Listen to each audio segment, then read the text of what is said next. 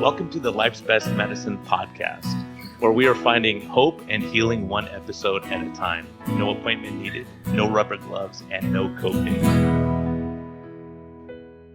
Just a healthy dose of life lessons to help equip you for this wild journey we call life.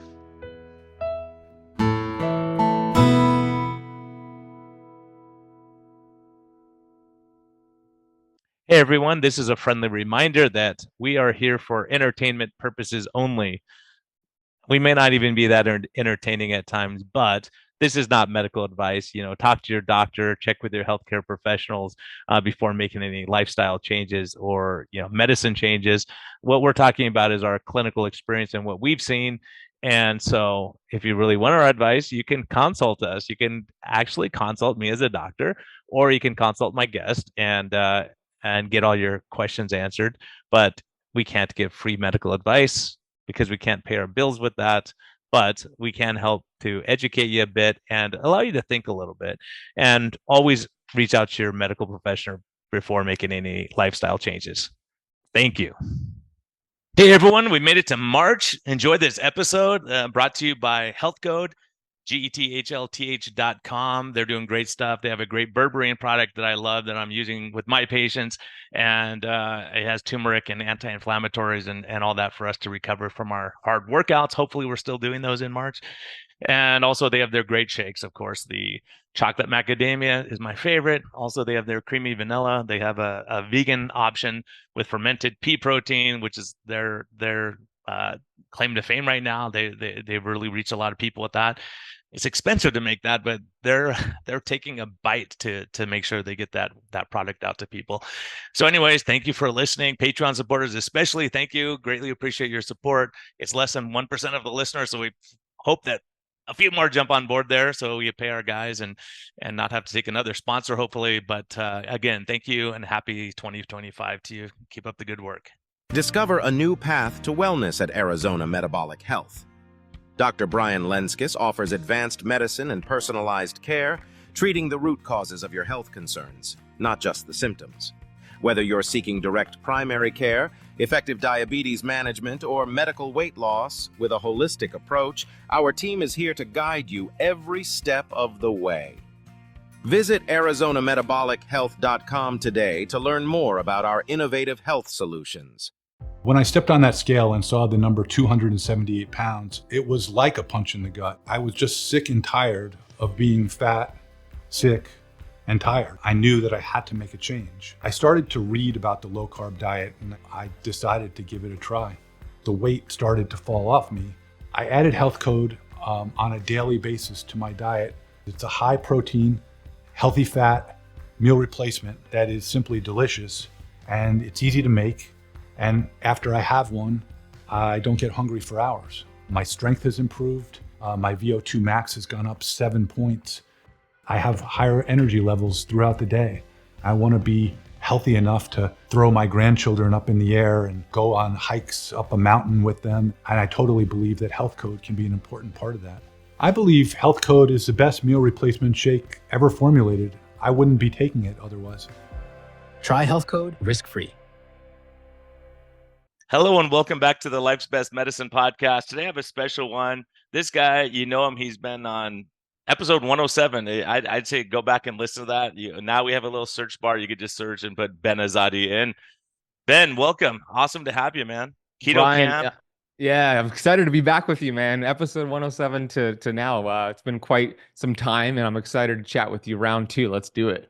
Yeah, it was fun because that one we talked about vitamin G, gratitude, right? Yeah. Gratitude, appreciation, all these things that we don't think about. I mean, and that's what I love about you is you talk about all these. It's not just what your diet is necessarily. It's like, okay, let's look at the big picture and everything else going on. And you look back to ancient times and how do we manage these things and all that. And it's so awesome. You have a lot of philosophy that you use, and you're just a positive spirit. So I love that, that you encourage so many people.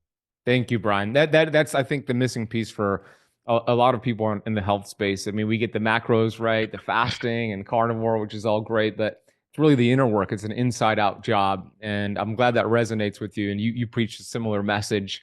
There's a whole chapter in the new book, Metabolic Freedom, chapter 10. It's actually my favorite chapter.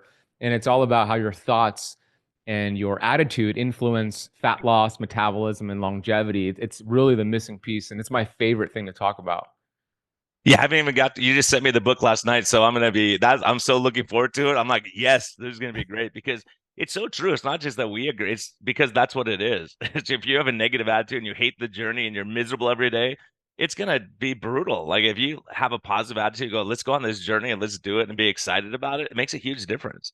It does. It does. And, and our environment really helps determine whether or not we have a positive attitude, positive thoughts. That's why it's so important to be diligent with your environment. And I talk about that. There's an exercise in the book that helps you kind of do an audit on your environment. But we see it, Brian, with not just like our friends and family and coworkers, but television commercials, social media, the messaging, the brainwashing. A lot of that determines our thoughts and our attitude. So when you clean that up, it makes it a lot easier to have a better attitude, better thoughts to essentially go heal your body. Yeah, it's so important, because you need that positive energy. You need that, especially when you're going on a new and you're changing lifestyle. That's a hard thing to do because we have habits and we just fall back into them. So many times, during the holidays, people are doing great. The holidays hit, and then they're like, "Oh my gosh, it's so hard to get back on track again." Or you go on vacation, you're like, "Oh, I was used to exercise every day, then I was gone, I got lazy, and now it's hard to switch back to that mode." And so a lot of times, just journaling or keeping track of how you're feeling doing certain things, and other people say, "Yeah, whenever I eat bad, I feel terrible." It's a great idea to do that because then you could tie your symptoms or how you feel in terms of if you feel bad to what you ate, something in your environment, maybe a conversation you had with somebody that was a drainer in your life, and you could tie like every time I eat this or talk to this person, I get these symptoms. I feel tired, I feel inflamed, and then you could actually make a decision to change that. But it helps you identify that piece right there. I think it's a brilliant idea to journal what you're doing. Yeah, and let's talk about how'd you come up with Metabolic Freedom? I love the title, by the way, Metabolic Freedom, and I'll tell you my take on it. But how did you come up Ooh. with the title? Yeah, I can't wait to hear your take on it. Well, I have Keto Kamp. It's my company. I love keto. It's a big part of what I teach. I know you guys are big fans of low carb keto as well. And about a couple years ago, I wanted to write a new book on the metabolism. And the reason why is because I was looking at, I mean, we see it with our eyes. If we just look around, we see that there's a lot of people that are unhealthy, overweight, obese in the United States and around the world. But when I started to dig into some of the research, there were three key studies that really inspired me and convinced me I need to write a book about this. The first study, which I referenced in the book Metabolic Freedom, was a 2016 study from the Mayo Clinic. And they essentially wanted to determine, Brian, how many Americans live what they consider an active, healthy lifestyle. And they based it off of 4 criteria. Number one, they don't smoke cigarettes. Number two, they got moderate to vigorous exercise, classified as 150 minutes total per week. Number three, they eat what they consider a healthy diet, which is simply a minimally processed diet. And number four, if they're a male, they have a body fat percentage under 20% and female under 30%. At the end of the study, it showed that only 2.7% of Americans hit that criteria. That's it. And of course, you referenced the second study here, which is the University of North Carolina Chapel Hill study from 2018, showing around 88% of Americans are metabolically unhealthy. And then we had a new study in 2022 showing it's closer to 93% of Americans. So, we have a big problem, and I wanted to write a book on this topic. So I named it Metabolic Freedom, because my last name, actually, Azadi, translates to freedom in Farsi. My parents are from Iran. Wow. Yeah, and I'm a first generation American. And that word freedom means a lot to me. I always think about that scary decision my mom and dad made in the 1970s to leave Iran, come to the United States, and give me freedom to do what I want to do in my life. So that word means a lot to me. And I thought, this is perfect. Metabolic Wow. freedom. It's a spin on metabolic flexibility. So that's the backstory on why I created that title. Yeah, that's so awesome. And what I was thinking along those lines too is when people become metabolically flexible, they become free. I've always kind of envisioned, because I hear it all the time in clinic when someone says, "You know what? I used to think I couldn't live without sourdough bread or cookies or donuts and stuff." And now I'm like, I skip lunch, not a big deal. I guess I was busy and I just didn't even think about it. Because at first they're like, "No way, I'm fasting. Don't even tell me this Jason Fung stuff." And then they go, "Yeah, I was busy. I skipped lunch. I was fine. Oh, maybe I'll start eating breakfast later." And then this freedom is like the chains fall off, because a lot of people, like in my old practice, a lot of the medical assistants would be like, okay, they're eating their breakfast or pre-breakfast, then breakfast and snack, and then the whole morning they're planning their whole day of eating, and you go, oh my gosh, that's not going to be that's not very good, because they're hostage to that. And so that's this metabolic freedom. When people have that, they go, oh, this is easy now.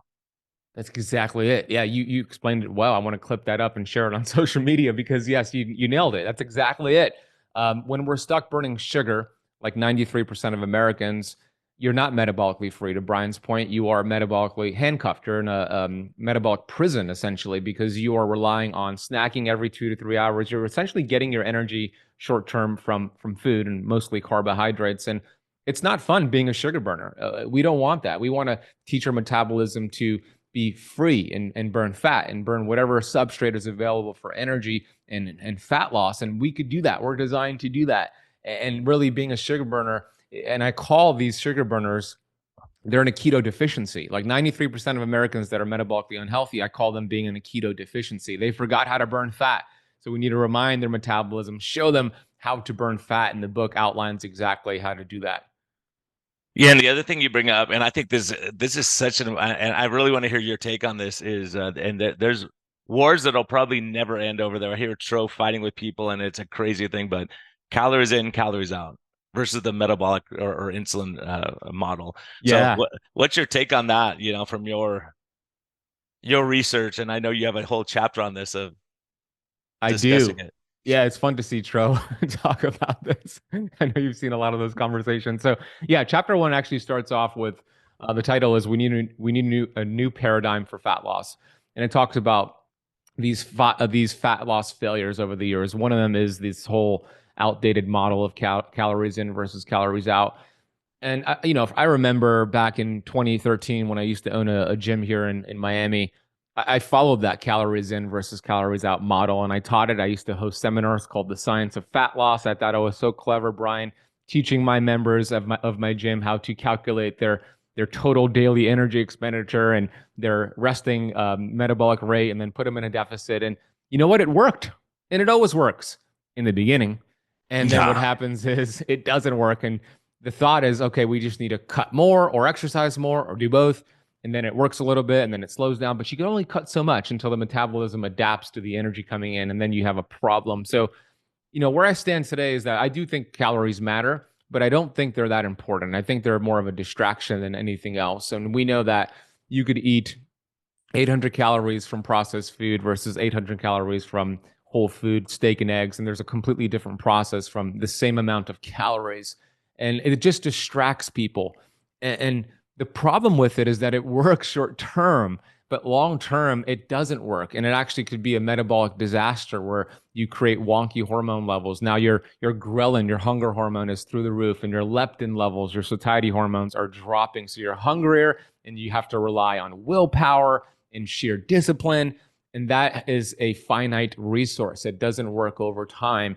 And I think the reason why we have this debate with calories in versus calories out versus hormones is that we have a different premise, meaning Brian's premise, and correct me if I'm wrong here, and Dr. Tro's premise and my premise are very similar.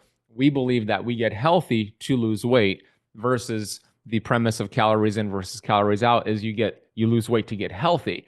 Well, it doesn't work that way. The body doesn't have mechanisms in place to count calories and calculate calories. Our gut bacteria play a whole role there. In the book, I talk about these studies on fecal microbial transfers where they simply just created healthier gut diversity and they started to lose weight without any changes in their calories, right? But there's so many moving parts here. So we need to get away from this old, outdated model of just focusing on calories, which neglects the big picture, which is hormones and inflammation. Yeah, I think that's such a huge topic, and it's such a huge thing. We'll do a podcast just on gut microbiome one day, because I have a guy just yesterday, I have a med student follow me, or a resident, and he said, holy cow, like like when you see this guy's change in cholesterol and A1C and insulin fixing his gut, we looked at his gut and said there's a problem. We fix it. His LDLs dropped 160 points. His A1Cs went from 6.5 to 5.8. Wow. Really, no, he was already carnivore.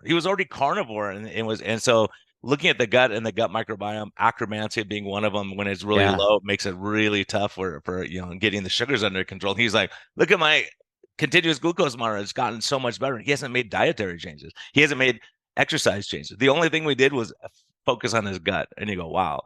So it's really, really interesting. And again, And the other thing, I'm looking at the study showing, look, stress screws up the gut microbiome. Not getting in the sun screws up the gut microbiome. Not sleeping screws up. So all these things that you and I have been talking about, maybe it's a partially different mechanism, not just because it's lowering the insulin, the cortisol, and the stress hormones. Maybe it's this huge effect on the gut and our metabolic rate. Yeah, I know. I think that's a big part of it for sure. That's really cool, those results you saw just from fixing the gut. And most people have intestinal permeability, leaky gut. So if we could correct that, we start to digest food better, assimilate those nutrients, you have more energy, you burning more fat. So yeah, so when we think about just the calories in versus calories out method, it neglects all of that. It's simply just the mathematical equation. And if that, I mean, Dr. Funk talks about it all the time. If it worked, we wouldn't have 50%, close to 50% of Americans being obese in the United States. Harvard says by 2030, it'll be 50%. Like if that worked, then we wouldn't have to have these conversations. We simply just put people on a calorie deficit. They lose weight. They'll get to their goal weight. But that doesn't happen. It only works short term, fails long term.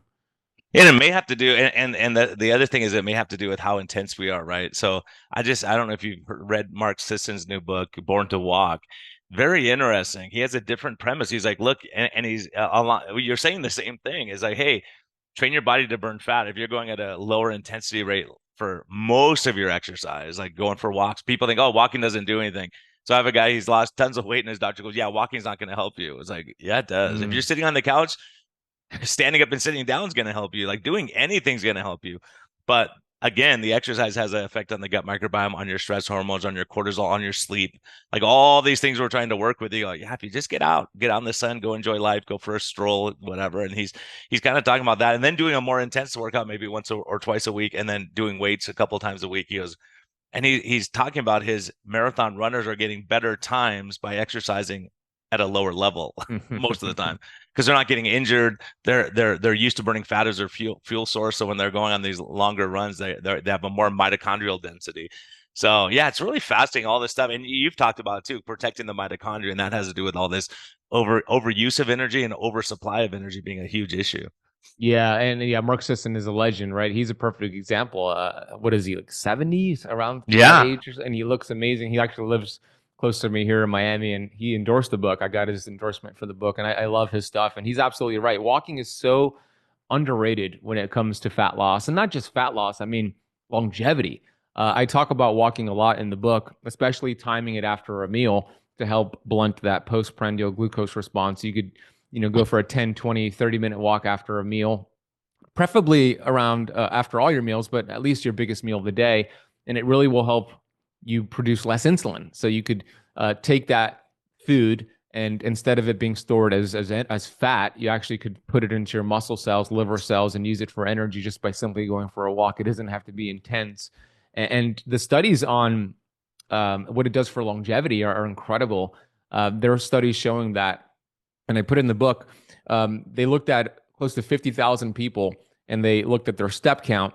And it showed that the individuals who were getting 5,000 to 7,000 steps per day, which is not a lot, had a 65% less chance of dying from all-cause mortality than those who got less than 3,000 steps a day. Right? That's incredible, and it's not even that. That's not even a lot of steps.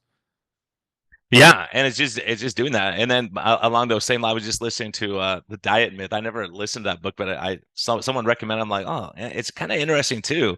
But he's talking about that runner's world followed these runners over the years. And these guys who ran a lot of miles consistently were gaining 3 to 5 pounds a year still, even though they're running at a high level. So it kind of argues against this whole calories in, calories out. Because, and Mark Sisson was saying the same thing, is the average person who's training for a marathon actually gains weight. And 2 of my patients yesterday go, yeah, I gained weight when I was running. I couldn't believe it. I gained weight. Because when you run that much, first of all, you think, oh, I ran 8 miles a day, so I can eat whatever I want, and then you overcompensate, and then also you get hungrier because you're going at such a high. So he's arguing if you go at a lower level, there's these effects on ghrelin and the hunger hormones and all that don't have this huge impact on you like you would if you're doing this super intense workouts. It's good to do super intense workouts, but not every single day. And like it's just like stress is not a bad thing in short terms. Every once in a while we have life stress that gets us out of bed, but you can't be stressed every single day of your life all the time and worry about everything. That's right. Yeah, it all really relates to the principle of hormesis. Let's see. I think I have yeah, here we go. So page 29 of the book, I have the book here for those watching on YouTube. it shows this hormetic zone. For those who are not aware of what hormesis is, this is what Brian is referring to. And I think when you understand hormesis, it really puts things in a great lens to see how to get healthier. So essentially, hormesis is when you stress a human being and you adapt to the stress, you're stronger, healthier, and you live longer. But if that stress is too much to adapt to, then you actually inflame yourself. So in this chart here, and I know there's a lot of people listening and not just watching, but there's a chart here showing this hormetic zone where it's using exercise as the stressor, but that could be fasting, biohacking, cold plunging. I mean, these are all stressors, but exercise is the example here. And when you stay in this hormetic zone where you work out, exercise, and then you recover and adapt, then you have reactive oxygen species that go down, antioxidants increase, activity of antioxidant enzymes go up, and you essentially are lowering inflammation and feeling good. But if you do too much, then you lose those benefits and you actually see the opposite effect. And if you don't do anything, if you're sedentary, you also don't get the benefits, right? So it's really a matter of finding that hormetic zone. And you could do things to increase that hormetic zone. We talked about mastering your stress, getting quality sleep, getting out in nature in the sunshine. Melatonin is actually a great way to increase that hormetic zone. Melatonin is way more than just a sleep agent. It's a really powerful antioxidant for the mitochondria. I do high doses cyclically of melatonin, and it really has helped with my hormetic zone. And I use heart rate variability as a gauge, and also how I feel, but heart rate variability as a gauge to see if I'm adapting to my stressors appropriately. Yeah, you don't stress about anything, right? We all do. Yeah, no, I'm kidding. But that's the point is like, yeah, dealing with it. Plus, it's our attitude towards the stress. If you go, okay, like faith is important. Like you go, I'll get through this. I've had hard roads before. This isn't as bad as the stuff I've been through. And having that peace of not, it's just like anything. If the first time you walk up that hill, it's brutal. And then you go, I've done this 20 times now. It's easy now. Now you all go to the bigger hill now. And so some of those things you start life experience, you realize like, that this mental part of it is so huge. Because telling yourself, I always tell people, if you're going on a vacation, who are you going to take? Your friend who's a nagger that says you can't do it. This isn't going to be fun. It's going to be miserable. Or the person who's like, oh my gosh, this is really great. We're going to have so much fun. We're going to do this. And So when we go on these journeys, we take this negative self-talk with us, and it's so hard. You can't do it. It's unsustainable. And that was the other thing, people will say, well, it's unsustainable to do what you're doing. Yeah. Well, that's exactly it. I know you have you address that in your book too. Yeah. One of the things that, I've noticed on this topic here, and I think this is probably the most important part of the book. It's in chapter 10. It gets into this concept called self-image and psycho-cybernetics. Brian, the book is a health book, but chapter 10, I think, is the most important chapter in the book. I think it's the best chapter in the book, and it relates it to health, but it's really about this concept of self-image and psycho-cybernetics, which I'd love to get into right now.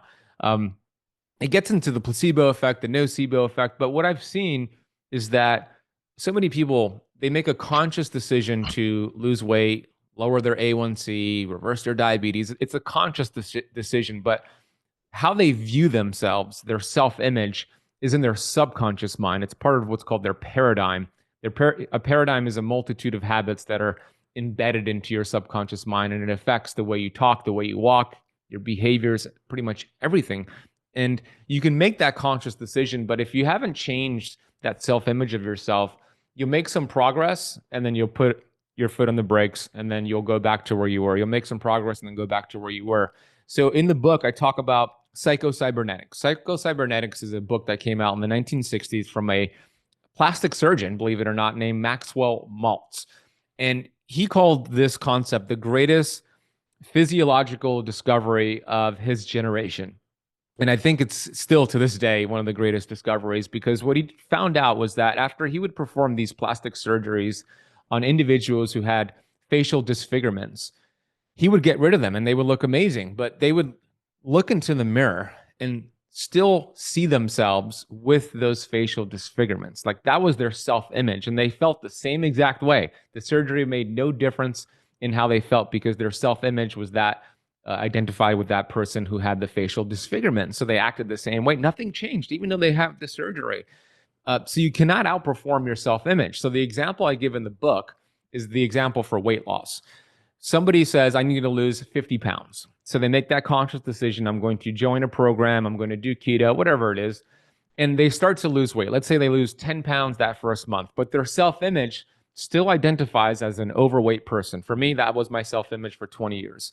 So if that's still your self-image, you might lose 10 pounds the first month, and then you'll find a way to course correct and sabotage yourself to gain those 10 pounds back maybe the next month or the month after. And sometimes you'll find 15 of those pounds because you didn't change the self-image.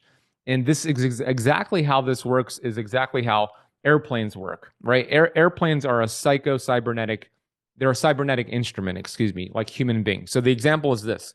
An airplane, let's say, takes off from Miami, where I am, to Arizona, where you are. The pilots could set autopilot. They set autopilot on that airplane.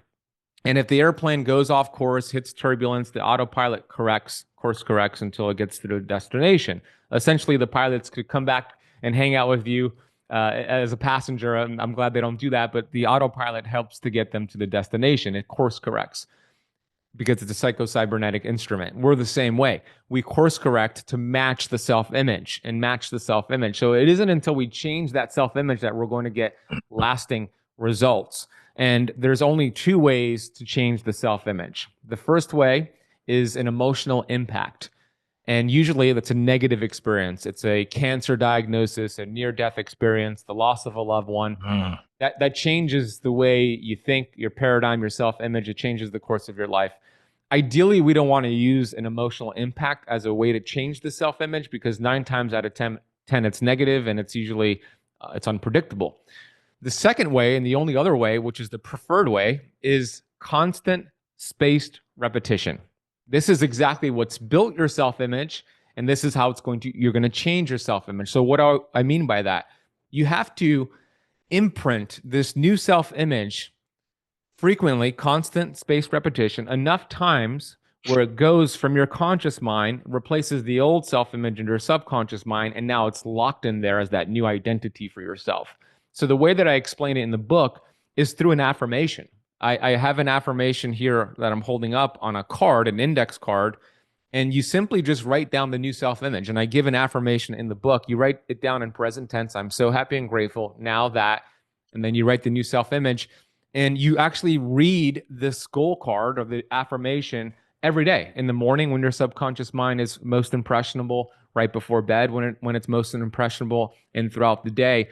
And as you do that, you start to replace that old self-image with the new image. And that is when you become unstoppable. That's when you stop sabotaging yourself and you start to make long-lasting results. And I love this part of the book because it really has made a big difference in my life. All of my students use these affirmations. It's not woo-woo. There's science behind it. There's a lot of research behind it. Your subconscious mind runs the show. So I really hope this inspires your listeners and viewers to look into self-image and write down an affirmation and really focus on this as being a pinnacle part of your journey here. Oh, that's awesome. That's awesome advice. And there's so much to that. A friend of mine from high school, her mom was on in the Olympic team, and that's when I think the East Germans were doping. And so had to swim against them. Every single one of them got beat in their crushed in their individual events. And then the team event, they sat and visualized, they talk about what their swim was going to be, and they visualized, and they beat the East Germans, even though they were doping and everything. But it was that they all did perfect, and they all had knew exactly the timing and how everything was going to go, and it was exactly what they predicted. And you just think, wow, it's kind of, you see people I think we talked about last time, Michael Jordan, he the last throw of the game, he's falling off. 2 guys are covering him. He's falling out of bounds, throws it up, a prayer, and he switches it, And the reporters are like, did you think you would make that? Did you actually? He goes, I wouldn't have shot it if I didn't think I would make it. Always you think you're going to make it. And that was part of the mindset he had. It was that, you expect it. You expect to make it. You're not just thinking I'm just going to throw it up and it's probably not going to work, right? And so many of us, when we start a journey, we think, oh, this is probably not going to work. And it's hard because you failed so many times before too. And that's your life experience. So like you're saying, changing that. So, okay, I failed before, and here's why I learned something from all these experiences. How do I stay on track this time? That's so good. You said something really important there with the Michael Jordan example. He expected it. Wants and desires are in our conscious mind. Expectations are in our subconscious mind. So a lot of people they're wanting to lose weight. They're desiring to lose weight or reverse their diabetes, lower their A1C. But do they really expect it? Like you said, if they failed a lot and they haven't really gotten progress in the past, then deep down, they expect that it's going to happen again to them. They're not going to actually get those results. So you got to change the self-image. You got to reprogram that mind. And the best way to do it is simply just write it down, read it every single day. And the more energy and focus and feelings you put into it, the faster it happens for you. And of course, it's not going to happen in one day, but it will happen over time. But also keep in mind that there are two things happening. There's an unseen world that's changing, and then there's a seen world that's changing. So it's an inside out job. There's going to be changes happening that you don't see in the physical world. That's happening internally first. And you got to have faith. You used the word earlier, faith, that it's working. Brian, my favorite definition of faith in the book that I got from Bob Proctor, I want to share it with your audience, because when I heard this, I'm like, that is so good. We hear about faith versus fear, and they're very similar. Faith and fear both demand for you to believe in something you cannot see. You choose, right? Why not choose the positive outcome? So the greatest definition or explanation of faith is from Bob Proctor. He said, faith is the ability to see the invisible, believe in the incredible, which will permit you to achieve what the masses believe is impossible, right? How good is that? So you have to have the faith that things are working for you. Stay the course. You'll get there. You got to just reprogram that self-image. Yeah, I think keeping the faith, the fear, like you're saying, the fear, the self-doubts, all these negative stuff, like you can never do it. You can't go up the hill. You can't, right? And I see it. I see people go, you can do this, but their mindset and faith is a funny thing. I was just thinking about last night. I was talking to someone, and so many times in life, like I prayed about something or I hope for something and it happens. And you're like, this is it actually happened. Like this crazy, everything fell in place exactly how it should have. And I'm blown away by it. I was like, well, through faith, you should say, I expect that. Like you're saying, the expectation of saying, hey, I'm expecting that to happen, right? Because you're throwing it out there and you're putting this into the world, right? And so it's kind of an amazing thing. And so many people have had great things happen and they just can't. It's a coincidence more so. Like they can't take it as faith or, unless someone's watching out for them and that this road's going to be okay. Just start walking on that path. Yeah, absolutely. Yeah, exactly. Now, a lot of people also feel undeserving of the success, whether it's health success, relationship, financial, business. They feel undeserving, and it's really just conditioning. It's brainwashing. It's what you experience as you were a child. We're all deserving. We're all born in the image and likeness of God, right? And we're all incredible human beings that we're built to be self-healing. Our bodies are built to heal itself, and one of the things I mentioned in the book is that we're all masterpieces because we're all pieces of the master, right? We are all deserving. We just need to identify that interference, remove it, and the body will go to heal itself. That's the way God designed us. Yeah, and the other thing that's so important is so many people are so compassionate and kind. I just yesterday we had a patient on, and we were zooming together with my resident that's with me, and it was amazing because she had done all these things for her family. She's always been the caregiver and taking care of the kids and making sure they're fed. They're at a swim meet all weekend. And she goes, I came home and I just went to McDonald's, and I went to McDonald's and ate terrible stuff. And so she goes, and I'm going to be selfish this week and I'm going to take care of myself and go for. I'm like, that's not selfish. That's self-care is different. Yes. Like you need that so that you can provide for them. And if you feel like no one's caring about you, no one's appreciative, and that's your appreciation is saying, I don't have to cook and I'll just go do the easy way tonight, and then you go back to your addiction stuff. And it was so powerful for her to kind of see it that way. Cause so many of us think, I know for me, like if I sat at when Mark Sisson and I were talking, he goes, I just go and sit at the beach, or I just go for a walk, or I just go to the mountains. He goes, like, if you have all these responsibilities and all these things, you feel selfish doing that, but you get refreshed and renewed by doing that. Then you could be that much more effective in helping people or doing what you have to do. I agree 100%. It's not selfish at all. It's actually vital. You got to fill your cup up, let it overflow. Then you could help other people with your full cup. My mom is like that, by the way. She's like the person you explained. She's so unselfish. She's the most unselfish person I've ever met, but to her fault. Like she takes care of everybody else instead of herself, right? So and worries about everyone else and stresses for everyone else and all that stuff. And it has an effect on you. My mom's the same. Yeah. So yeah, it's important. I don't feel selfish when I do things for myself. It actually helps me serve more people, and I hope more people understand that as well. Oh, it's fun, and it's funny, from a biblical perspective, Jesus would they have all this stuff going on. He was like, no, I need to go out and pray, and I need to go reconnect. And they're like, wait, all these people are here that need you right now, right? And he's like, no, I'm gonna go refocus, and I'll come back. and then you could be more effective. So it's amazing. Like we think, oh, I can never, so now I love it when I'm in the mountains. I was telling you about it before we started recording, but going for a hike in the morning, going out on an adventure with my dogs and my wife, and it's just so great to be out in nature and seeing a hawk fly by or see a deer run across your path. All these things are so healing, and it just lowers all those cortisol and stress hormones and all this stuff we're trying to do through low carb. But the problem is a lot of people are changing their diet, but they're in this stress. Like you do a great job of talking about it's your environment that you're in. You're surrounding yourself with stress, and you don't have any peace, and you can't relax a little bit. And so many patients, I'm telling you, it still blows me away because it still happens. They don't listen to the podcast to cheat, so they'll go. I'll say, "What do you do for fun?" And they look at me like, "What do you mean, like fun? I'm surviving." Like they don't have a hobby or something they're enjoying right now, and they have to think about it. I go, "What? When you did have fun, what did you do?" Oh, I used to ride my bike. Why don't we try that again? Why don't you just go on a little tiny ride around your backyard if you want? I don't care. But so just making that first step of saying it's okay, because we're so sleep deprived, stressed, running around, and it's hard to find time. Time's our most precious asset. Yeah, amen, brother. I agree. Hobbies are so underrated.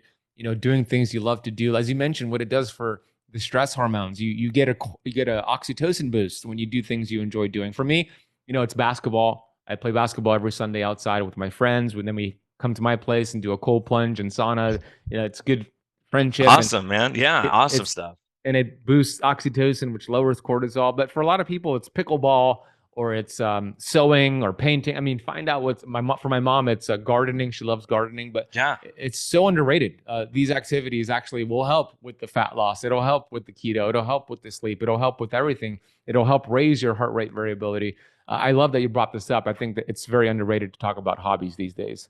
Yeah, even little stuff like it's kind of crazy. I have one of my patients who's a trainer, and he has a lot of anxiety and stress and stuff, and that's why he became a trainer, because he's always stressed and exercise helps. And he goes, and he's so positive. And I go, what are you doing? He goes, I'm rebounding. He gets on this little trampoline and jumps up and down. I'm like, come on, man, you're a trainer. He goes, Brian, there's a lot of data. Go look at it. And I was looking at it on PubMed. I was like, you got to be kidding me. Just a diabetic, if they bounce on that thing for 5 minutes after eating a meal, it makes a huge difference rather than just going sitting on the couch and watching TV, and they get more energy and they get more positive. Like, those are all things we're trying to accomplish. So any tool we could use to get to where we're talking this state of mind is whatever works for you ultimately, right?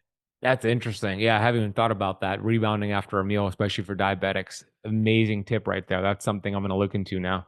It was so disappointing because I was looking at the science. I'm like, oh my gosh, let me Google this or look on YouTube. And Ken Berry and a bunch of other people are there. There's something called, it sounds like the dumbest thing, and you may have come across it, but it's called a soleus push-up. And all you do is you're sitting at your desk and your feet are flat on the ground. You raise up and hold up for a second down. This soleus muscle, it doesn't use glycogen. So what it does is pull sugar out of the bloodstream. So they've shown that you can lower sugars just by doing that. So anything you can do, dumb stuff, and you go, this can't possibly have an effect. But for hours afterwards, this keeps pulling sugar out of the bloodstream and burning it, So yeah, there's stuff on YouTube. If people are interested, you can go check it out. But jumping on the treadmill on the rebounder does the same thing, and also it's less impact. So if someone's 400 pounds, you go just walk in place on that thing for a while, hold on to the wall. They have stands you can hold on to and all that kind of stuff. So just getting that inertia going, however you can do it, even if it's walking in the pool a little bit, anything, whatever gets you moving and helps with the joints and stress levels and all, and sleep and all this stuff. Yeah, that's really good, especially after you eat. It's the best time to do that. Fantastic tip right there. Yeah, it's just a little walk after dinner, just go walk around the block, talk to your partner, whatever, enjoy life. You lower the stress levels, and the news will be waiting for you when you get back. I would say skip the news, right? So many people, that's their thing. They got screwed up watching the news and the stress, and you hear about all these diseases that are going to kill us and all this stuff. And yeah, it's one of those things when you get in that mind. And I think that's part of the reason during the lockdowns, a lot of people, part of it wasn't they weren't exercising as much, but part of it is like you're sitting in your house thinking you're going to die. You're stressed all the time. Then you go, I'm stressed, so I'm just going to go and eat my Honey Nut Cheerios that I used to eat when I was a kid. And so many people got into bad habits. Now they're trying to, take care of that to get that weight off, or, get the stress under control again. And alcohol was another huge one. A lot of people are drinking way more than they should, So, all these factors, you start seeing how all these things kind of snowball together. because alcohol lowers your inhibition and you may drink more. And then you say, it's happy hour. I don't care. I'll start next week. And, we've all been in those kind of situations, and having the continuous glucose monitor, we can follow people and see, oh yeah, you went to happy hour. Then look, you were off for the whole weekend, Mm, Yeah. that's So, hey, that's while we're talking in your book too, you talk about foods that help metabolic health. yeah. So the book was written to reach the 93% of Americans that are unhealthy, the masses who don't really um, they don't really know about ketosis being a metabolic process. They don't really know about fasting too much. Now, if you're already doing that, the book will enhance those results. And at the end of the book, there's a 30-day plan to achieve metabolic freedom. There's a beginner plan and an advanced plan. So depending on where you're at, you'll follow Awesome. each. Yeah. But there is the chapter on foods that support your metabolism, right? And it's really simple, right? We know that, and you teach this very well, and Dr. Turo teach this very well. We know that insulin is the biggest key here.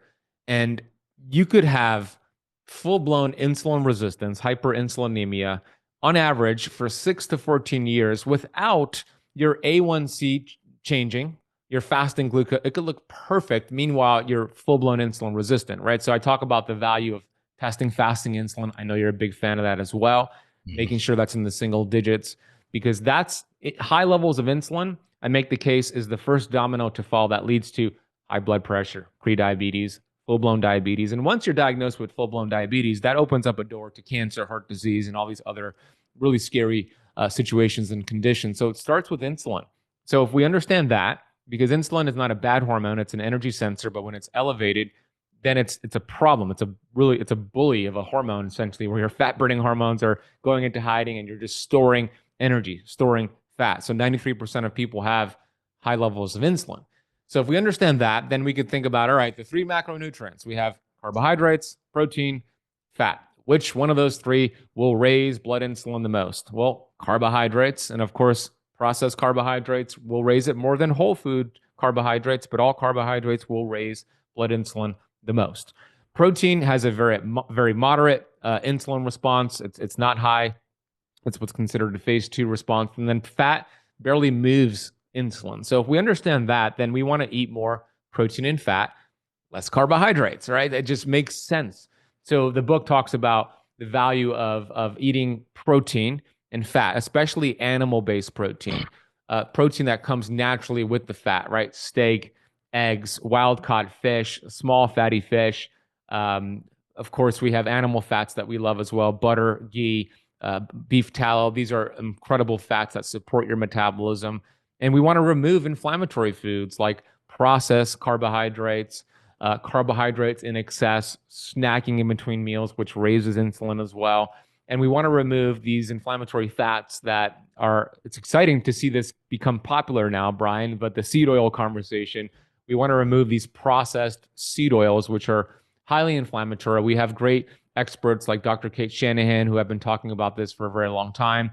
I started getting into this as well in 2016 after learning about it from Dr. Pompa, my mentor, but now it's becoming mainstream. But these seed oils are highly inflammatory to your body and your metabolism. They're stored for a very long time. The half-life for linoleic acid, these omega-6 fats, is about 680 days, which is 2 years, meaning if you remove them today, 2 years later, half of them will be in your body creating inflammation, your cell membranes, mitochondrial membranes. And there's a study in the book on seed oils that I got from Dr. Kay Shanahan, from Dr. Martin Grudfeld, that showed 5 ounces of French fries cooked in vegetable oils produced the same amount of aldehydes, which are carcinogenic, compared to tobacco cigarettes. Essentially, the study was showing 1 French fry cooked in vegetable oil is equivalent to 1 tobacco cigarette smoked in regards to the aldehyde content produced. So this is bad. These polyunsaturated fats are in about 80% of our food supply. So we want to swap those for saturated fats, which are way more stable and healthier for the body. Butter, ghee, coconut oil, beef tallow, duck fat, lard if it comes from a healthy source, and even these monounsaturated fats like olive oil and avocado oil are much better than a polyunsaturated fat. So more protein, more fat. Fat needs to come from the right sources, less carbohydrates, less snacking, and your metabolism is going to be primed for fat burning.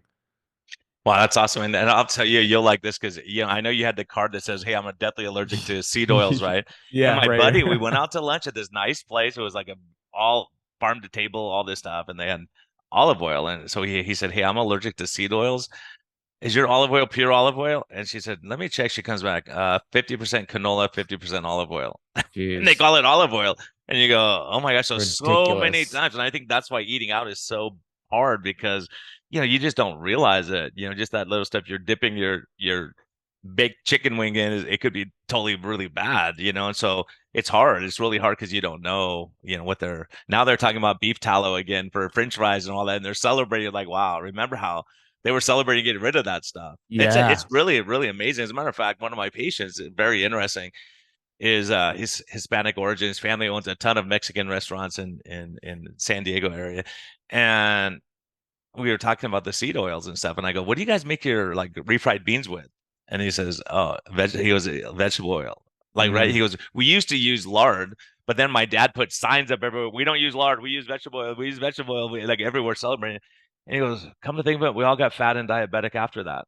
Mm. Right? Wow. And even in Guatemala, I see it just anecdotally. I'll ask people with out of control sugars. I go, what? How do you? Because everyone eats black beans there, and I go, how do you cook your black beans?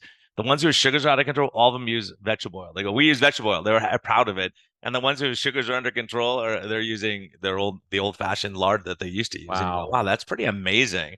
I'm sure there's a lot of other factors, but that's just really intriguing that that because most of the people are using vegetable oils, you think they're going to be more health conscious because they're making that choice to use vegetable oil because they think it's healthier, even though it's not. And so they're probably walking more and exercising more, and their sugars are worse than the other people there. Good point. Yeah, yeah, it's And they're pretty still not amazing. getting help. They're getting And they're worse still not even with doing better. that. They're Yeah. doing way worse. Plus sodas that beat us there, and there's all kinds of fallacies that people say. Well, I drink diabetics come out with sugars of 300. They say, well, I drink soda because it gives you more energy and you won't eat as much. And it's Yeah. totally that's what they're told, I And so know. Yeah, yeah, it's wild. The seed oil, you're right. When you go to restaurants, it's very difficult to avoid it. I love the question, we use olive oil, but can you check if it's 100%? Because a lot of the times it's cut. And I've noticed, in Miami, I know all the restaurants that accommodate seed oil free food, and I support those restaurants, and I think it's important to support those restaurants. But yeah, when we think, even like steakhouses I've been to, you would think that they're just grilling the steak and you're fine. But when you actually tell them you're allergic to vegetable oils, they check. And a lot of the times, these steaks, proteins are marinated in vegetable oil, and they'll tell you. And then they won't, you would think that you would be safe just by getting a grilled steak, but sometimes it's marinated for days in vegetable oil and you have to get something else. So you got to tell them you're wow, allergic. It's wild. It's everywhere. yeah, it's crazy. It is crazy. So what's your biggest from this book? What's the big thing you go, I'm so glad to get this message, and there was something that resonate with you or think will resonate with these 93% of us who are metabolically sick? Yeah, well, I mean, it's going to help people understand just how their metabolism works without getting too complicated. I mean, we could get so complicated when we talk about metabolism. It can be very complicated, but I hope I did a good job kind of breaking down the simplicity part of it and just understanding how your metabolism works. And the main thing, I want people to understand from the book is that your body was built to heal itself. We just have to remove the interference. So the first half of the book talks about the interferences. It's split up into two different parts. The first half is about the problems, the causes, what has led us to metabolic disease being at such high rate. So the first few chapters are all about those problems, the causes, the interference. The second half is all about the solutions. How do you remove these causes? And then it's all wrapped together with that 30-day plan that shows you exactly what to do day after day, week after week for 30 days. And what I love about the book in chapter 10 is that it gets into the value of vitamin G. And you had mentioned vitamin G earlier, and how just taking this supplement of vitamin G, there's an immediate benefit. There's an anti-inflammatory benefit, an oxytocin boost. I get into studies from UC Davis showing that individuals who take vitamin G have lower levels of A1C, lower levels of blood pressure. I shared a new recent JAMA study showing a 15% reduction in all-cause mortality with those who take vitamin G. And of course, you mentioned it earlier, vitamin G is gratitude. So I get into how gratitude rewires your brain, rewires your body. It's free. There's no upper limit. I don't have an affiliate link for it or a coupon code. You simply just practice gratitude. And I say simply, it's actually not that simple for some people because people treat gratitude as an intellectual practice, and it's not. It's an emotional practice. The secret is the feeling of gratitude. So I'll give you a tip. Instead of writing down 10 things you're grateful for and using it as a dopamine hit, as a checklist, maybe spend 2 minutes on 2 different relationships or experiences, memories, whatever it is that you're grateful for, and just live there for a minute each, right? So 1 minute on a relationship that you're very grateful for, experience all the feelings of gratitude for that relationship, whether it's a person who's living now or a person who lived in the past, and then go to a different thing, a different person or thing for another minute, right? So instead of doing 10 things you're grateful for, choose 1 or 2 things, spend a whole minute there and bring all your feelings into it. And once you do that, you're going to feel incredible. You get this oxytocin surge, buffers cortisol, buffers oxidative stress. So I'm really proud about, the research that went into the vitamin G portion of the book. I think it's so underrated. I mean, you live vitamin G, Brian. Every time I hang out with you, you're always expressing gratitude. You're a grateful person. And I really hope it inspires people to really take vitamin G gratitude very serious. Yeah, and listen up. Don't go to the pharmacy and ask for vitamin G, right? They're not going to have it for you. And it's so important because I talk to a lot about oxytocin effects on testosterone levels, on estrogen level, all those kind of things. And it's funny, so many people. And this is the sad part about it is, I look in the medical literature, and they say, well, we're farmers working on because oxytocin burns off really quickly. It has a very, very short half-life, so you have to keep retaking it. So they try nose spray, all these things, but you'd have to do it like every hour. And people are like, man, if I can only buy that, where I go, yeah, go sit by the beach, go play with your dog, be nice to people, go help someone in need. Those kind of things are going to raise it more than anything pharma can come up with. So we want the magic pills, like go enjoy life. It's going to do way more for gratitude and all these things. And that, I'm telling you, anyone listening, if you're struggling, that's the hugest thing, is like figuring out where you find your peace and your joy and have gratitude for that. And that's going to help your hormones. Like if you're grumpy and upset all day, you might as well eat cookies. You're having the same physiologic effect. Your stress hormones and cortisol and everything's screwed up. So you might as well have those French fries, and formaldehyde and all that kind of stuff. So I got to ask you. Oh, go ahead, man. Yeah, I'm just curious. Can you share a little bit more about that oxytocin testosterone piece? I don't know much about that. It's interesting, Fast Like a Girl, Mindy Pels, and I was looking through her book, and she talks about that. She wrote the forward. She wrote the forward to my book. Yeah, you had everyone. Jason Fung, you had everyone in there. Man, I was looking at the forward. I was like, man, dang, you have all kinds of people that have endorsed your book that are like big powerhouse. It was pretty awesome, and I knew it would be. But anyway, she was talking about DHEA coming up, right? And if you're stressed and tense and worried all the time, you're going towards the cortisol pathways, right? Which is going to raise sugars, decrease muscle mass, screw up everything we're trying to do. If you have oxytocin there, it flips the switch over to make the sex hormones like testosterone, estrogen, progesterone, those kind of things that are bringing calmness and peace. And so basically the oxytocin is telling you, look, you have enough money in your bank account. You don't have to start shutting down all your processes. Everything is good. So if you're living in the cortisol state and stress state all the time, your body's saying, and there's actually a great study I was looking at they took women and they did a calorie restricted diet. Say they were doing 800 or 1,000 calories a day. They took half that were stressed and tense and not sleeping. The other ones that were relaxed and happy and everything was good. And so what was happening, and it makes sense, but what was happening is the ones they were all losing some weight, but the ones who were stressed and tense, a majority of their weight loss was muscle mass. The ones who were at peace and sleeping, majority was fat mass, because it was telling the body everything's okay. So if you're stressed, your body's saying, you got to store fat because I'm trying to protect you, because bad times are clearly coming. If you're this stressed, something bad's happening, you're not going to be able to get food for a while. So let's shut down thyroid function. Let's slow down the conversion. And high cortisol levels also blocks the inactive to active thyroid hormone. So all these things. So if I keep you giving you a bunch of more Synthroid and you're totally stressed all the time, it doesn't convert over right, and you feel miserable, even though your TSH looks great.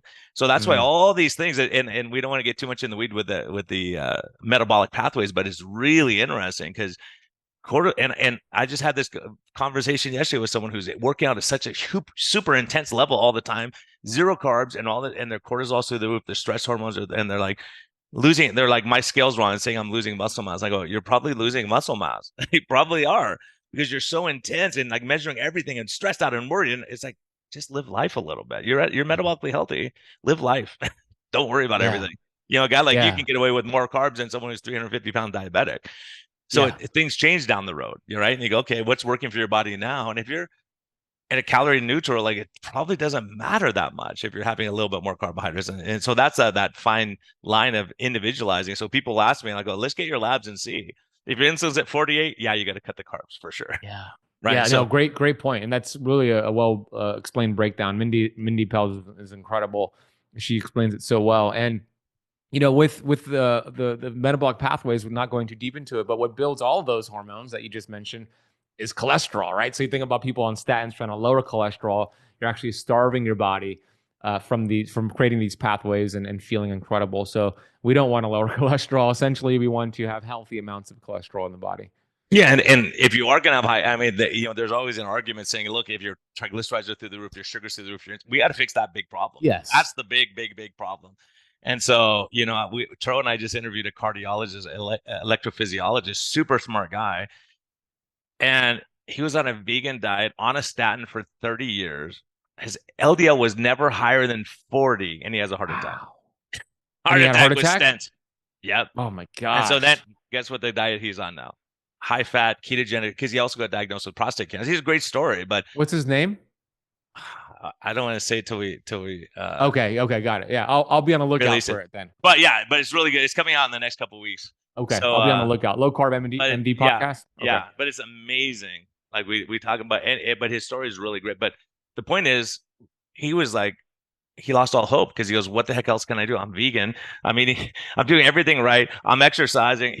But he had a lot of stress in his life, and he had a lot of worries, and he's trying to build his practice, and he was stressed and not sleeping as well. So he had a lot of other factors involved too, But it's really interesting that these kind of things. You think, gosh, are we wrong on this LDL thing? Are we wrong on the inflammatory markers and stress? And you look at all these studies that show stress is a huge factor in cardiac risk.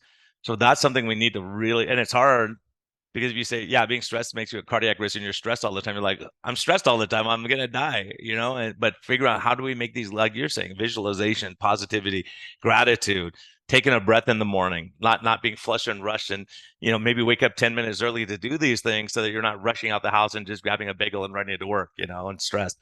So all these things, because you can really change the trajectory of your day by this gratitude, stress, devotions in the morning, those kind of things where you just lower that stress cortisol down a little bit so you're not in the stress mode right when you walk into the office or wherever you're going.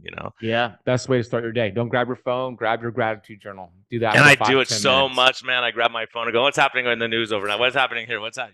What's on Twitter? And so like just do that. So I'm really getting out of that habit of looking at stuff. Like it'll take care of itself. I don't have to worry about it. I have no control over it anyways. All right. Yeah, exactly. Yeah, that's a good mindset. My phone's actually not even in my bedroom. It's in my kitchen charging. So, I do my gratitude, my goals, and then I grab my phone, but I only grab my phone to look at my Oura Ring results. And then I go for a walk. I do a whole routine before I even open up the phone to look at anything else. Yeah. And that's all. And those are all good things. And the thing that sucks for me in my career path is I'm on call every night. So I have to have my phone. Yeah. That's so a different story. It has to be there. I wish I could ditch it, That's a different story. Yeah. All that kind of fun stuff. So I got to ask you now, and it doesn't have to be the same answer as last time. And as a matter of fact, I want to touch on that for just a second before I ask you this question. Yeah. I had a new patient this week came in. He goes, I want to talk to you because I'm sick of all these doctors. I see them I'm following them on YouTube and all this stuff, and they're saying all this stuff. And then 6 months later, they change their mind and they start saying, well, what I was saying before is wrong. I'm like, that's exactly who you want to follow. Right. So what you're saying, like both of us are looking at it going, okay, maybe I changed my exercise. Maybe I changed this based on what Mark Sisson is saying, what Mindy Pels is saying, or what Ben Azadi is saying. Let me integrate these things. And so we by definition, you want someone who's going to, because there's a lot of doctors out there who won't change course. They're going to say, saturated fat's going to kill you. That's it. I learned that 45 years ago. So that's what it's going to be. You see what I'm saying? Yeah, I do. Yeah. No, I think that's a good thing. I know that's a good thing when I see somebody change their viewpoint because everything's always changing. We want to be so rigid and dogmatic. I have been like that for many years, but I actually respect people who change their mind over a certain viewpoint. And that will continue to happen for those who are exploring the truth and seeing different changes. We want to make sure we're sharing that with our community. And that it's something I admire, like to your point, Brian, about you and Tro and individuals who do that. They unlearn and relearn. That's the goal. Unlearn, relearn, unlearn, relearn. And so that's going to happen. It's not a bad thing. It's actually a really good thing. It's a quality asset of that human being not being dogmatic and actually wanting to help people. Yeah, and I think, and I see it, like someone will come out and say, oh, this is coming out saying this is bad or whatever. And they'll say, we have to debunk this. It's like, let's look at it. Maybe there's some aspects of truth in there. Maybe there's stuff that's total garbage. And when they start tearing apart the study, you realize, oh my gosh, it doesn't say what they're saying. Even Jason Fung recently said, they totally proved the point they're arguing against in their study. Look, it's in there, and they come up with this totally different conclusion. Go, clearly this is what happened, And so when you have smart people, it's great to have that, and they get all bounce in their opinion and their clinical experience and all that kind of stuff. I think it's so important. But yeah, we're gonna change course. Hopefully, you change course and go, maybe this kind of exercise we switch it up and do it this way. What's working? Doesn't matter what we used to say. At some point, you go, okay, I want to. But fortunately, most of the stuff we've looked at hasn't really changed much. Maybe the intensity of the exercise, running on the treadmill as hard as you can every day, maybe is not as good as going for walks and then one day do super intense workout, and we'll see what works for you ultimately. But I have to ask you now, and the answer can change from last time. What's life's best medicine for Ben Azadi? Like what right now, what is it that gives you purpose? And, when things are tough, what do you turn to and all that kind of stuff? What keeps you going? Life's best medicine for me is doing what I love to do and aligning my schedule to be on purpose with purpose. Every time I'm doing things I love to do, which for me, it's researching, interviewing, creating content, speaking on stage. These are my favorite things to do. I'm energized. I have vitality. I feel amazing. I'm happy. I'm grateful. And I think for a lot of people, they lack that. And there's only a small percentage of people in this world who actually live on purpose with their purpose. But when you find that, and I go into detail in chapter 10 on the science of longevity of purpose, you are going to have all the energy, all the vitality. I really believe a lot of people are not really tired. They're uninspired. They're doing things they hate to do. So for me, life's best medicine is continue to do the things I love to do and say no to the things that don't light me up, and find other people to do those things, or just say no completely. I get we have jobs and responsibilities. It doesn't happen over time. This hasn't happened overnight for me, but over time, months and years, you want to create a similar lifestyle where you do the things you love to do. For me, I love this, Brian. I love talking to you. I love, writing books, sharing about this information, teaching people. As long as I continue to do that, I will continue to get what I believe is life's best medicine. Yeah, it's awesome. And that's it. It's having your purpose in life. Maybe your purpose is being the best janitor you can be, right? Maybe, Right. And I know people, they go, man, I keep this place good. Look how great it looks. Look how it looked before. And you see the fruit of your labor if you're a builder, or, probably the most difficult, I think, is being like a youth leader, and you're like, these knuckleheads don't listen and they talk when I'm talking, all this stuff. And then 5 years later, someone goes, you saved my life, man. And another person comes in, you saved my life, or you got me on the right path. And so a lot of times we don't see the fruit right away. And so even, working with people, it's like, sometimes it takes a while. Maybe it's 6 months, a year, 2 years, 5 years. I've had people that, that frustrated me. And then 2 years later go, I'm ready now. Let's do this thing. And they're fire up and they do it and they get it. Right. So, don't lose hope for people and for yourself, and find your purpose. I think that's the one we should chop up and throw all over social media, is that finding your purpose. And when you go, I'm doing what I'm supposed to do. This is what I'm created to do. And I love it. And that's how I feel when I go to work too. And, and I'm like, I get paid for this to have fun with people and talk to them and make their life better. We get paid to do this. This is awesome. So yeah. So tell people, how do we find your book, Metabolic Freedom? The book, Metabolic Freedom, is available for pre-order right now. I'm holding up the image here. And the book is available for pre-order, but there's a gift, a special bonuses if you order the book over at metabolicfreedombook.com. What you're going to see is several different links to where to purchase the book: Amazon, Barnes & Noble, Audible, Spotify, so wherever you want to buy it from. But once you buy the book, you go back to that page, put your name, email, order number, and then you'll be automatically sent an entire course on the metabolism that I developed myself for free, along with exclusive interviews I did for this course on the book with Dr. Jason Fung, Megan Ramos, Dr. Daniel Pompa, Cynthia Thurlow, and Gary Brecka. All of that is for free if you pre-order the book over at metabolicfreedombook.com. And if you're watching or listening to this after the book is out, we'll still give that to you for free. So that is where I'd love for you to go. If you resonated with this, the book's available on hardcover, Kindle, and Audible. I narrated the Audible myself. So metabolicfreedombook.com. Was that hard? Was that tough? Oh, dude, pain in the butt, Brian. I think Jason was telling. I've talked to so many people like, oh my gosh, it was the most stressful thing I've ever done, right? So challenging. But I love when authors narrate their own books. Yeah, that's cool. That's cool. I spent 27 hours in the studio for like a 6-hour audiobook. It was brutal, but I just finished it up last week, so I'm grateful for that. Man, yeah, that's tough, man. I can't even. That would be pretty tough. You would think you Yeah. know how to read your own book, but oh my gosh, yeah. Yeah, and it's just think about all the other people who are doing it that are reading someone else's book, and you have to use I know. intonation, and you have to make it exciting and fun, and you're like, Yes. yeah, they must have to read it over and over before they do it, so they got it in their brain. Yeah, it's really something because could you imagine giving a talk someone else wrote? Oh, in medicine they do that all the time, by the way. But people do that. Like someone makes all your slides and everything, and you just read the slides and go, "This is my presentation." It's I get tough. paid 10 grand. You're or not familiar something. with it. Yeah, Yeah, it's tough. crazy. I mean, look, I was crazy. familiar with my book, and I had difficulty doing it, but it's yeah. done. It's done, Yeah. ready to go. So email me all that. Everyone, we're gonna put that into the show notes, so you could click on the link. We'll put a link there so you can go get the book early, get all the bonus stuff and all that. And I guarantee I haven't read the whole thing yet because I just got it last night, but I guarantee, and I'm so looking forward to it. That's my weekend plans, like goofing around. Yes, I love it.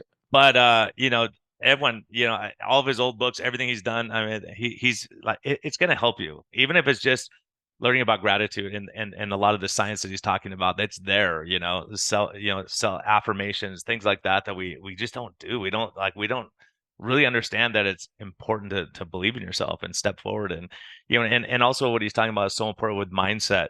Because if I call you and I go, hey, I'm gonna, it's 3 a.m, I'm gonna take you and work in the field all day and doing stuff you don't like to do, like you don't want to get out of bed and you're exhausted. But if I say I'm taking you on an all expenses paid trip to wherever you love in the world, like you're awake and alert and packed and ready to go and everything's good, right? But it's that mindset is so critical and all this stuff. So Ben does such a great job of talking about that stuff. We're gonna interview him again on Low Carb MD, so that'll be cool. And then we'll kind of go from there. So be kind to yourself, be kind to others.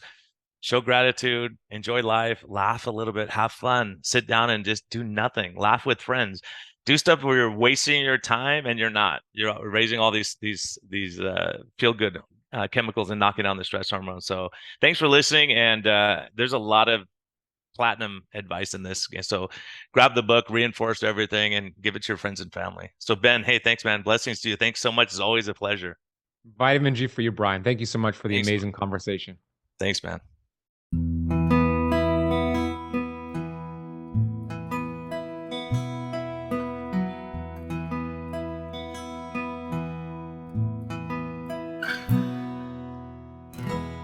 Thank you for listening to this episode. We greatly appreciate your support. We would greatly appreciate a positive thumbs up on all of the platforms like iTunes and Spotify or wherever you're listening. And we just thank you for our Patreon supporters. We greatly appreciate your help in getting this message out. We think there's a lot of important information. And hopefully this helps you. Have a great day. And thank you for listening. And thank you for your support.